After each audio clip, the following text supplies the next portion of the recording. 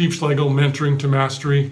Today I want to talk about sweet spot, understanding the sweet spot of your company, because once you get that, you'll stay focused in on what makes the most sense for you and for your team. You won't get distracted by other things that are going on around you. You won't pursue opportunities that don't make any sense, but instead you'll be locked in on what you really do well. And in order to find out your sweet spot, we look at three things. And the first is what you are best in the world at, or best in your niche, or best in your community or region. But you got to really lock in on that. What are we really, really good at? What are we best in the world at? And so take a little bit of time to think about what that is, and you'll know a little bit from the feedback from your customers and so forth, but think about it. What are you best in the world at? What can no one really compete with you at? And then second, what are you passionate about? And there should be an intersection there. We're looking for an intersection between those two. Because if I'm really good at something and I really care about it, it's a mission that I care about, it's who I am, I can help or serve in this particular way. Are you passionate about that? So what am I best in the world at? What's my passion driving? And then third, do I know how to make money at it? Because if I don't, I'm not going to be in business very long. But when I talk about knowing how to make money at it, I'm trying to break that down into a single factor that we can really lock in and think about, because it can transform how you do business.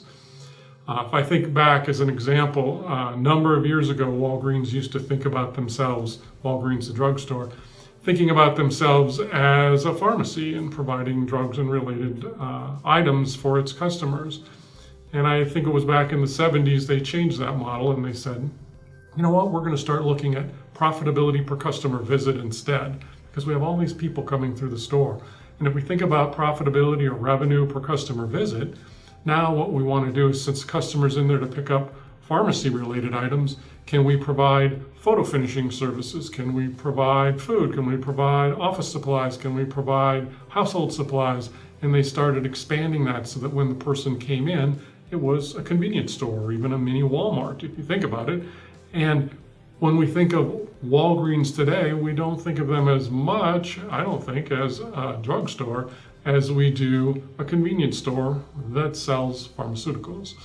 And so when they changed that model, it made them much more profitable and it made them focus in, and it fit with what they were good at. And even today, if you look around, you might think they might just be best in the world at that. So what is it for your business? What's that single factor?